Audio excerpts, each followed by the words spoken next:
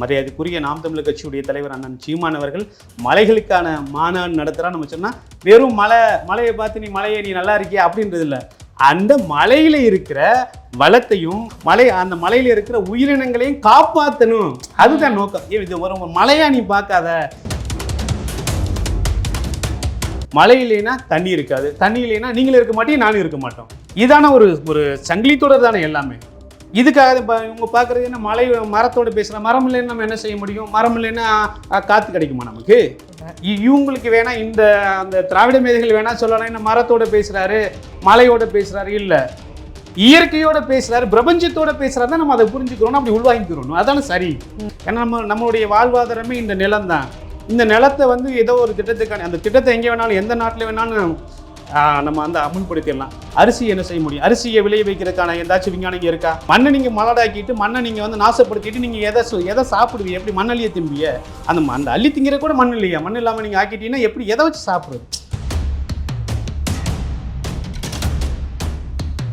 இந்த 5 ஆண்டு முடிய போகுது திராவிட முன்னேற்ற காலத்தில் மு.க. ஸ்டாலினுடைய ஆட்சி. ஒரே ஒரு திட்டம் இங்கேருந்து கொண்டு வந்தோம் அப்படின்னு சொன்னால் இல்லை.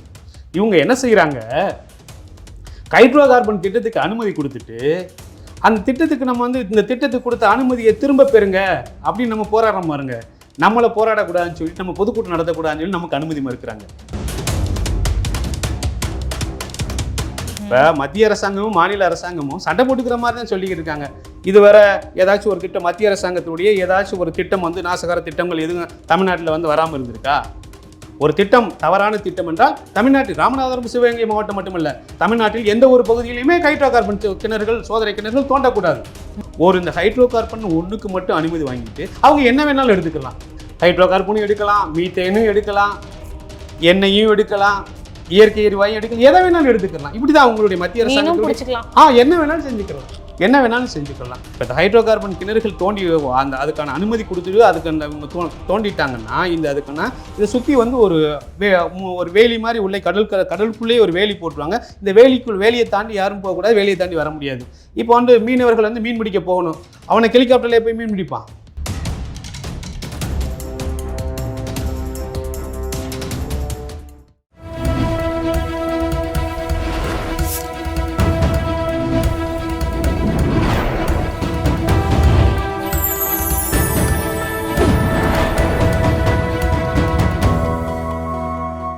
சேனல் 5 நேயர்களுக்கு வணக்கம். இன்று நம்ம கூட நேர்காணல்ல இணைஞ்சிருக்கிறது யாருன்னு பாத்தீங்கன்னா, தமிழர் அதிகார இயக்கத்தினுடைய நிறுவன தலைவர் அழகர் சாமி பாண்டியன் அவர்கள்.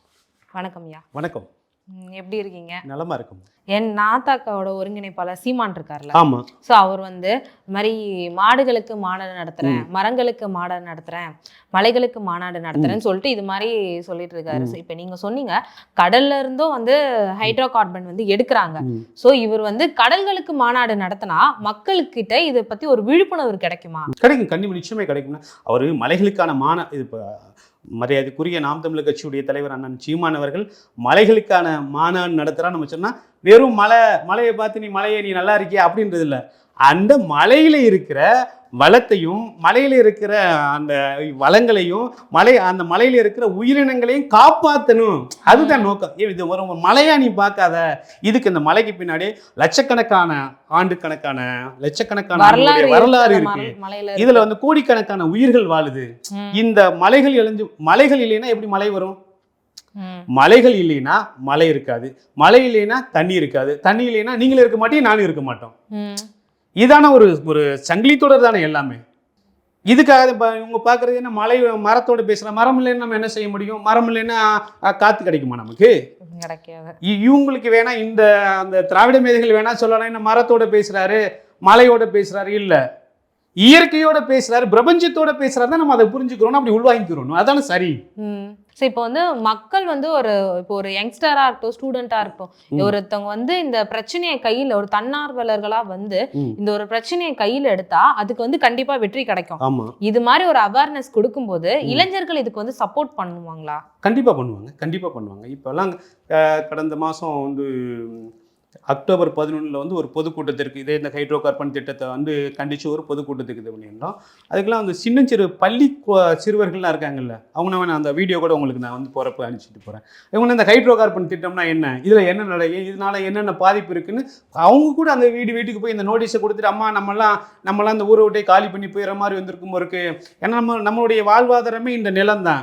இந்த நிலத்தை வந்து ஏதோ ஒரு திட்டத்துக்கான அந்த திட்டத்தை எங்கே வேணாலும் எந்த நாட்டில் வேணாலும் நம்ம அந்த அமுல்படுத்திடலாம். அரிசி என்ன செய்ய முடியும்? அரிசியை விளைய வைக்கிறதுக்கான ஏதாச்சும் விஞ்ஞானம் இங்கே இருக்கா? நெல்லை விளைய வைக்கிறதுக்கான ஏதாச்சும் ஒரு விஞ்ஞானம் இருக்கா? இல்லை. மண் இருந்தால் தானே, மண்ணில் தானே விளையும். மண்ணை நீங்கள் மலடாக்கிட்டு மண்ணை நீங்கள் வந்து நாசப்படுத்திட்டு நீங்கள் எதை சாப்பிடுவீங்க? எப்படி மண்ணள்ளியை திம்பிய? அந்த அள்ளி திங்கிற கூட மண் இல்லையா? மண் இல்லாமல் நீங்கள் ஆக்கிட்டீங்கன்னா எப்படி எதை வச்சு சாப்பிட்றது? உங்களுக்கு இப்போ இந்த ஆட்சியாளர்களுக்கும் சரி, இந்த பன்னாட்டு பெருநிறுவனங்களுக்கும் சரி, அவங்களுக்கு வந்து பக்கத்து நாடுகள் பக்கத்து மாநிலங்களில் வந்து சொத்து சேர்த்து வச்சுருக்காங்க, வீடு இருக்குது, வாசல் இருக்குது, எல்லாமே இருக்குது.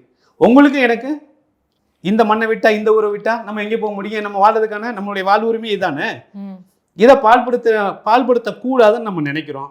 அவங்க என்னென்னா எவனும் எப்படியும் போனால் போயிட்டு போகுது, எந்த ஊரும் எப்படி போகுது, மண்ணு போனால் என்ன, மக்கள் ஆண்டா என்ன, நமக்கு என்ன, அவனுக்கு வந்து தேவை என்ன, ஒரு நஷ்ட ஈடு, ஒரு இழப்பீடு, அதை கொடுத்துட்டு சரி கட்டிடுவோம்னு அவன் நினைக்கிறான். இந்த ஆலைகளோ சரி, இந்த ஹைட்ரோ கார்பன் திட்டமோ சரி, இந்த மாதிரி ஒரு தொழிற்சாலை தொடங்குறாங்கன்னா உடனே வந்து அந்த ஒரு இடத்துக்கு ஆபத்தான இடத்துல ஒரு இப்போ அந்த தொழிற்சாலை நாங்கள் தொடங்கினா ஆபத்து வரும் அப்படின்னு சொல்லிட்டு ஒரு பக்கம் இருக்கு. இன்னொரு பக்கம் என்னன்னா, ராமநாதபுரத்துல மக்கள் வந்து அதிக பேர் வேலை இல்லாத காரணத்தினால வெளியூருக்கு வெளிநாட்டுக்கு அது மாதிரி வந்து போறாங்க. ஸோ அந்த வேலையில்லா திண்டாட்டத்தை நீக்கிறதுக்காக தான் இந்த ஊர்ல தொழிற்சாலை கட்டுறாங்க அப்படின்னு சொல்லிட்டு ஒரு தகவல் வந்திருக்கு.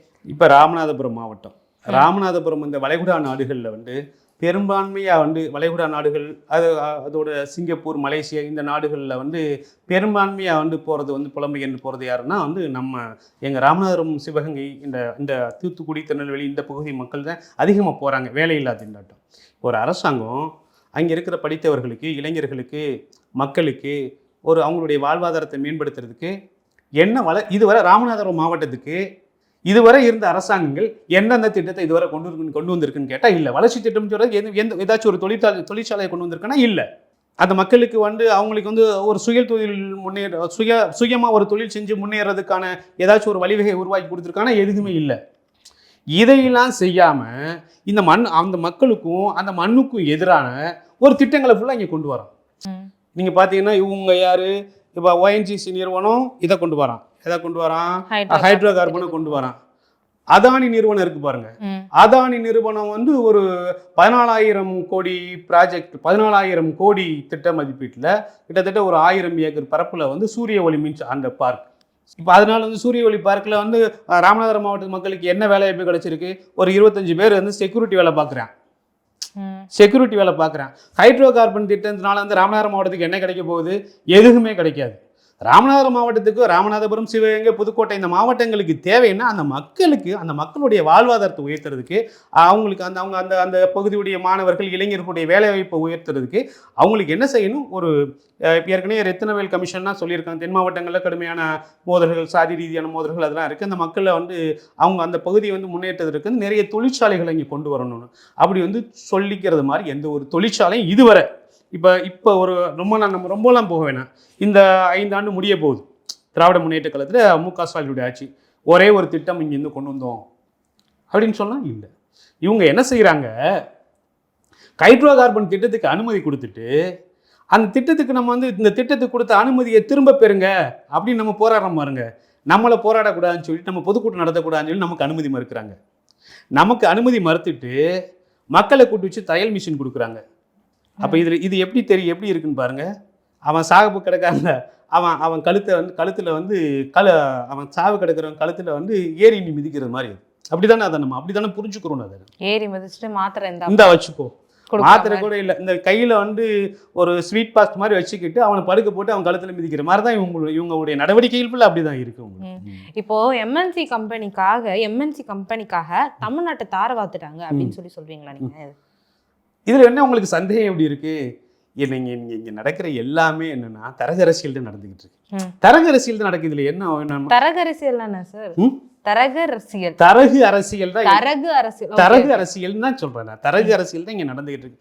எல்லாமே தரகுனா உங்களுக்கு தெரியும்ல, தரகர். தரகு அரசியல் தான். தரகுன்னா என்ன, நான் இதை உனக்கு பண்ணி கொடுத்தா நீ எனக்கு என்ன பண்ணுவ? கிவ் அண்ட் டேக் பாலிசி மாதிரி. ஆமா, இதுதான். நான் உனக்கு இதை பண்ணி கொடுக்குறேன், நீ எனக்கு என்ன பண்ணுவ?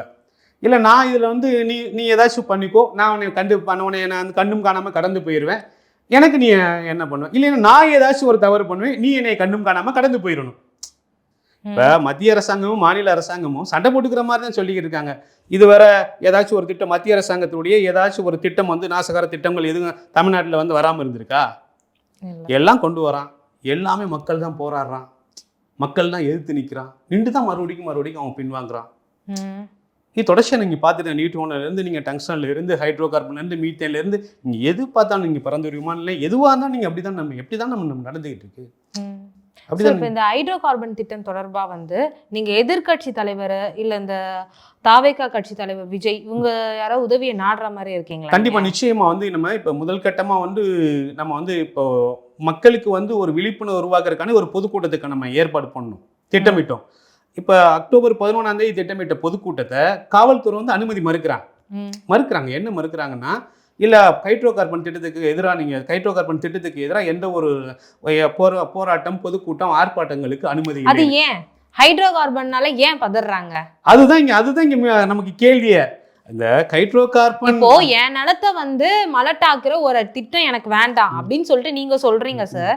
அதை வந்து தடுக்கிறதுக்காக நீங்க முன்னெடுக்கிறீங்க. அதுக்கு அதை பார்த்து ஏன் பயப்படுறாங்க? இப்ப நம்ம என்ன சொல்றோம்னா, ஏன் வேண்டாம்னு சொல்றோம்? நாம என்ன சொல்றோம்னா, ஒரு திட்டம் சரியான திட்டம்னா எங்க வேணாலும் நடைமுறைப்படுத்து, தவறான திட்டம்னு ஏற்கனவே வந்து ஒரு துரத்தி அடிக்கப்பட்ட ஒரு திட்டத்தை காவேரி படுகையில் இருக்கிற அந்த 4 மாவட்டங்கள்லேருந்து துரத்தி அடிக்கப்பட்ட ஒரு திட்டத்தை இன்னும் 2 மாவட்டங்கள்லேருந்து நீ வந்து நடைமுறைப்படுத்த முயற்சிக்கிறது தவறு இல்லையா? தவறுதான். ஒரு திட்டம் தவறான திட்டம் என்றால் தமிழ்நாட்டில் ராமநாதபுரம், சிவகங்கை மாவட்டம் மட்டுமல்ல, தமிழ்நாட்டில் எந்த ஒரு பகுதியிலுமே ஹைட்ரோ கார்பன் கிணறுகள், சோதனை கிணறுகள் தோண்டக்கூடாது. அதற்கு தமிழ்நாடு அரசாங்கம் அனுமதி கொடுக்கக்கூடாது. இதுதான் எங்களுடைய நிலைப்பாடு. இப்போ தமிழ்நாடு அரசாங்கம் தஞ்சாவூருக்கு ஒரு நிலைப்பாடு, அரியலூருக்கு ஒரு நிலைப்பாடு, புதுக்கோட்டை மாவட்டத்தில் இருக்கிற பட்டுக்கோட்டை வட்டாரத்துக்கு ஒரு நிலைப்பாடு, ராமநாதபுரம் மாவட்டத்துக்கு ஒரு நிலைப்பாடு, தூத்துக்குடி மாவட்டத்துக்கு அப்படி ஒரு நிலைப்பாடை எடுக்க முடியாது, எடுக்கக்கூடாது. இல்லை, அது தப்பு தானே, அது தவறு. இப்போ இவங்க என்னன்னா மக்களை வந்து திசை திருப்பிட்டு இந்த திட்டங்கள்ல எப்படியாச்சும் வேற ஏதாச்சும் பண்ணீங்க. முதல்ல பார்த்தா ஹைட்ரோ கார்பன் இருக்காது, மீத்தேன் கொண்டு வந்தாங்க. மீத்தேன் எடுக்க போகிறோம் அப்படின்னு சொன்னோன்னே ஒரு கடுமையான ஒரு மக்களுடைய எதிர்வினை போராட்டம் அப்படின்னு பண்ணோன்னா அதை மிதிச்சுட்டு அப்படியே ஹைட்ரோ கார்பன். இப்போ இருக்கிற இந்த இவங்க எடுத்திருக்கிற 4வது சுற்று திறந்த வெளி ஏலம் மூலம் இவங்க எடுத்திருக்கிற இப்போ எடுத்திருக்க மத்திய அரசாங்கத்துடைய அந்த இப்படி கொள்கை முடிவு பாலிசி டிசிஷன் சொல்லுவாங்க, அந்த கொள்கை முடிவுப்படி இந்த ஹைட்ரோ கார்பன் ஒன்றுக்கு மட்டும் அனுமதி வாங்கிட்டு அவங்க என்ன வேணாலும் எடுத்துக்கலாம்.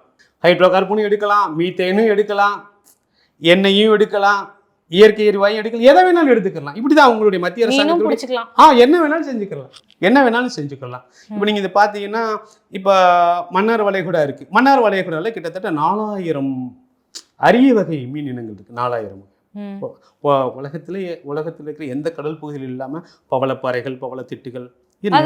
ஸ்ரீலங்கால இருந்து பக்கம் தானே சார்? ராமநாதபுரத்தில் தான் இருக்குது. ராமநாதபுரத்துக்கும் ஸ்ரீலங்காவுக்கும் ரொம்ப நீண்ட நெடிய தூரம், 15 மைல் தான். கடல் தூரம் வந்து 15 மைல் தான். ராமநாதபுரம்னா ராமேஸ்வரம் தீவில் இருந்து இலங்கை வந்து 15 கடல் மைல் தான். அவ்வளோதான் தூரம் தான். இப்போ இந்த கடல்ல வந்து எப்படியும் அந்த சைடு கடல்ல தான் வந்து ஹைட்ரோ கார்பன் திட்டம் கொண்டு வருவாங்க. ஹைட்ரோ கார்பன் திட்டத்தை அங்கே கொண்டு வந்தாங்கன்னா மீனவர்கள் வந்து போகவும் முடியாது, வரவும் முடியாது. இப்போ என்னன்னா, ராமேஸ்வரத்துல இருந்து மீன் பிடிக்க போறவங்கள ஆல்ரெடி நிறைய பேர் வந்து இலங்கையில கைது பண்ணி வைக்கிறாங்க. இப்போ இது மாதிரி ஒரு ஹைட்ரோ கார்பன் திட்டத்தை அங்க போட்டாங்கன்னா மீனவர்கள் எப்படி மீன் பிடிக்க போவாங்க? இப்ப கடல்ல இந்த திட்டத்தை இவங்க வந்து செயல்படுத்தினாங்கன்னா மீன்களுடைய இனப்பெருக்கம் பாதிக்கப்பட்டுரும். கடற்கரையோரம் அந்த மீன்களுடைய இனப்பெருக்கம் இருக்குல்ல, இனப்பெருக்கம் வந்து அடியோடு அழிஞ்சு போயிடும். இவங்க கடல்ல வந்து அந்த குழாய் போடுறாங்க, குழாயில் போட்டு அந்த சேரப்புல திரும்ப வந்து சேர்ப்புல அந்த கடல் பகுதியில் தான் இது பண்ணும். அப்படி அந்த கடல் பகுதியில் அந்த சேரெல்லாம் மண்றப்ப ஏற்கனவே பவளப்பாறைகள் இருக்குல்ல, பவளப்பாறைகள் இருக்க குறைஞ்சிக்கிட்டு வரதா தான் நமக்கு ஒரு தகவல் இருக்குது. அறிஞர்கள் சொல்கிறாங்க, நம்ம ஒரு ஆய்வுபூர்வமாக சொல்கிறாங்க, பவளப்பாறைகளுடைய இது குறைஞ்சிட்டு இருக்கு. அப்போ பவளப்பாறைகள், அந்த புல் படுகைகள், அதை ஒட்டி இருக்கிற புல் படுகைகள்லாம் அழிஞ்சு போயிட்டுனா அந்த அரிய வகை மீன்களும் சரி, அந்த மீன் இனப்பெருக்கும் சரி, இந்த அடியோடு வந்து அழிஞ்சு போயிடும். இது அழிஞ்சு போயிடுச்சுன்னா, ஏற்கனவே ராமநாதபுரம் மாவட்டத்தில் பற்றி உங்களுக்கு தெரியும். ராமநாதபுரம் மாவட்ட மீனவர்கள் அவங்க வந்து கடலுக்கு போயிட்டு திரும்பி வந்தால் தான் நிச்சயம். அவன் இந்திய கடல் எல்லையில் இப்போ மீன் பிடிச்சாலும் சரி, ராமேஸ்வரத்துலேருந்து 5 கிலோமீட்டர் கடல் பகுதியிலேருந்து அந்த இந்திய எல்லைக்குள்ள தான் வந்து நிறையா முறை வந்து இளைஞர் ராணுவம் வந்து சுட்டு கொண்டு வந்து ராமேஸ்வரத்துல இருந்து எத்தனை கிலோமீட்டர் தள்ளி அவங்க மீன் பிடிக்கலாம்? ஏன்னா ராமேஸ்வரத்துக்கும் இலங்கைக்கும் 15 கிலோமீட்டர் இருந்தீங்க. ஸோ எத்தனை கிலோமீட்டர் எல்லைக்குள்ள அவங்க மீன் பிடிக்கலாம்? இப்போ அவங்க ஒவ்வொன்றுக்கும் ஒரு வரையறை இருக்குது. ஒரு 15 நாட்டிக்கல் அப்படின்னு சொல்லுவாங்க. கடல் பகுதியில் வந்து 15 நாட்டிக்கல் வந்து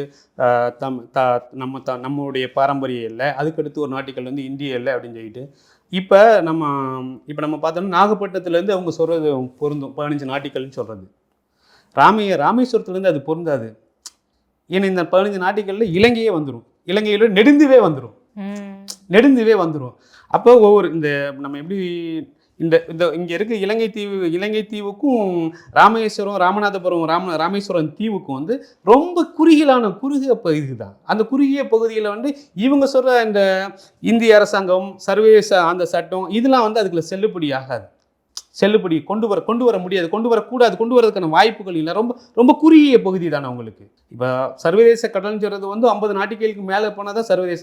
50 நாட்டிகள்ங்கிறது இலங்கையெல்லாம் தாண்டி போகணும். நமக்கு ராமேஸ்வரத்துலேருந்து பார்க்குறப்ப இலங்கையெல்லாம் நம்ம தாண்டி போகிற மாதிரி, தாண்டி போனால் தான் அது சர்வதேச கடலாக மாறும். இப்போ நம்ம இங்கே இருக்கோம், இருக்கிறத தான் மீன் பிடிக்க முடியும். பாரம்பரியமாக இவங்க மீனவர்கள் வந்து பாரம்பரியமாக இன்னைக்கு நேற்று பிடிக்கல, ஆயிரக்கணக்கான ஆண்டுகளாக வந்து அப்பம் பாட்டம் காலத்திலேருந்து பிடிச்சிருக்கோம். பாரம்பரியமாக மீன் பிடிக்கிற பகுதி தான். அந்த பாரம்பரியமாக மீன் பிடிக்க போகிற மீனவர்கள் போயிட்டு திரும்ப உயிரோட வர்றதே இன்னைக்கு வந்து ஒரு கேள்விக்குறியாக இருக்கிறப்ப இந்த மாதிரி திட்டங்கள், ஹைட்ரோ கார்பன் மாதிரி திட்டங்களை வந்து அவங்களும் கடலுக்குள்ளே போனால் அவன் சொல்கிறான், கடலுக்குள்ளே இறங்கக்கூடாதுன்னு இவன் சொல்லுவான். இப்போ இந்த ஹைட்ரோ கார்பன் கிணறுகள் தோண்டி அதுக்கான அனுமதி கொடுத்துட்டு இவங்க தோண்டிட்டாங்கன்னா அதுக்கான இதை சுற்றி வந்து ஒரு வேலி மாதிரி உள்ளே கடலுக்குள்ளேயே ஒரு வேலி போட்டுருவாங்க. இந்த வேலியை தாண்டி யாரும் போகக்கூடாது, வேலியை தாண்டி வர முடியாது. இப்போ வந்து மீனவர்கள் வந்து மீன் பிடிக்க போகணும், அவனை ஹெலிகாப்டர்லேயே போய் மீன் பிடிப்பான், பிளெயின்லேயே போய் மீன் பிடிக்க முடியும். இப்போ இது ஆழ்கடலும் இல்லை, ஆழமற்ற கடல் பகுதி. ஆழமற்ற கதின்னா இங்கே உங்களுக்கு தெரியும், வத்தை, தோணி, இந்த மாதிரி இந்த விஷயப்படி இதில் தான் போவோம். நம்ம அந்த தூத்துக்குடி, கன்னியாகுமரி பகுதி மீனவர்கள்லாம் வந்து 5 நாள் 6 நாள் அந்த மாதிரி தங்கி இந்த மீன் பிடிப்பாங்க. இந்த ராமேஸ்வரம், ராமநாதபுரம், சிவகங்கை அந்த பகுதி, நம்ம புதுக்கோட்டை மாவட்ட மீனவர்கள் அந்த மாதிரிலாம் இருக்குங்க. இப்போ இன்னைக்கு போகிறாங்கன்னா 2 நாளில் திரும்பி வந்துடுவாங்க. அந்த மாதிரி தான் இவங்களுடைய மீன்பிடி முறை இருக்குது. வாழ்க்கை தரமும் இவங்களுடைய மீன்பிடி பாரம்பரிய மீன்பிடி முறையே இப்படி தான். இப்போ எல்லாரையுமே நம்ம பொதுமைப்படுத்தி பார்த்துக்கிற கூடாது. இப்போ சென்னையில் மீன் பிடிக்கிறவங்க, விசாகப்பட்டினத்தில் மீன் பிடிக்கிறவங்க, இவங்களுடைய மீன்பிடி முறை வேறு. ராமநாதபுரம், ராமேஸ்வரம், தொண்டி அந்த பகுதியில் மீன் பிடிக்கிறோடைய அவங்களுடைய மீன்பிடி முறை வேறு. சார், இப்போ வந்து ஒரு நாடு நல்லா இருக்கிறதுக்கு அந்த நாட்டோட இயற்கை வளமும் நீர் வளமும் ஒழுங்கா இருந்தாலும் அந்த நாடு வந்து வல்லரசு ஆகும் அப்படின்ட்டு சொல்லியிருக்காங்க. ஸோ இப்போ இது ரெண்டுத்துக்குமே வந்து பாதிப்பு வரக்கூடிய ஒரு சூழ்நிலை இப்போ இருக்கு. இந்த நேரத்தில் நம்ம நாடோட நிலைமை என்ன?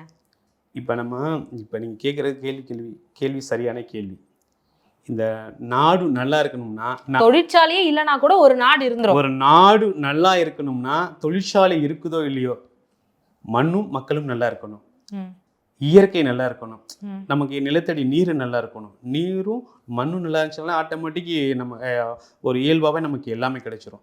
இன்னும் கூடுதலாக ஒரு விஷயத்தை சொல்ல போனால், ஒரு நாட்டு மக்களும் நல்லா இருக்குன்னா நம்ம ஆட்சியாளர்கள் சரியானவர்களாக இருக்கணும். ஆட்சியாளர்கள் சரியில்லைன்னு சொல்றீங்க. ஆட்சியாளர்கள் என்ன, நம்ம நல்லா தான் இருக்கோம், மக்கள் நல்லா இருக்கும், மண்ணு சரியா இருக்கு. ஆனால் நம்ம ஆள்றவர்கள் தானே வந்து நம்மளை வந்து இன்னைக்கு இந்த நிலைக்கு கொண்டாந்து இன்னைக்கு வந்து நம்ம உட்காந்து இவ்வளோ கோபமாக நம்ம பேசக்கூடிய ஒரு நிலைக்கு வந்து மக்களை வந்து தள்ளுறது யார்? ஆட்சியாளர். இப்போ நம்ம பேசுகிறோம், நம்ம 2 பேரும் பேசுகிறோம்னா இந்த மண் மேலே மக்கள் மேலே இருக்கிற அக்கறையில் பேசுகிறோம். இந்த அக்கறை இந்த ஆட்சியாளர்களுக்கு இருக்கணும்ல, ஆட்சியாளர்களுக்கு இருக்கணும்ல. நம்மளை பேசுறதுல 1% அந்த இருக்கணும்ல. சார், அவர் டெல்டாக்காரன்னு சொல்லியிருக்காரு சார் முதலமைச்சர் அவர்கள். அவருக்கு வந்து எப்படி மண் மேலே அக்கறை இல்லாமல் இருக்கும்? அவங்க எத்தனை தலைமுறை அவங்களுக்கு வந்து இந்த மண்ணை பற்றி, விவசாயத்தை பற்றி, வேளாண்மை பற்றி அவங்களுக்கு என்ன தெரியும்? முதலமைச்சருடைய அந்த மூதாதையர்களுக்கோ என்ன தெரியும்? சொல்லுங்க. காவேரியில் எத்தனை பாசனம், எத்தனை போகம் நெல் விளையுது? முப்போகமா 2 போகமா அது சொல்லு. ஒரு 10 வகை நெல்களுடைய பேரை வர நெல் வகைகளுடைய பேரை வரலாம் சொல்ல நீங்க முடியுமா? சொல்லுங்க. நீங்க சொல்லுங்க. நான் சொல்லவா? சொல்லுங்க. IR 28, TK, இப்போ வந்து பொன்னி, ஜோதி மட்டை, வரப்பு குடஞ்சான், அதுக்கடுத்து யாருன்னா பூங்காறு,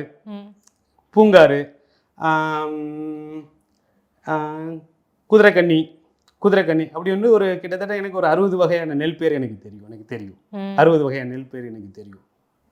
ஸோ இதெல்லாம் வந்து தெரியாம அவர் தானே வந்து டெல்டாக்காரன்னு சொல்லிட்டு விளம்பரப்படுத்திக்கிறாருன்றீங்களா?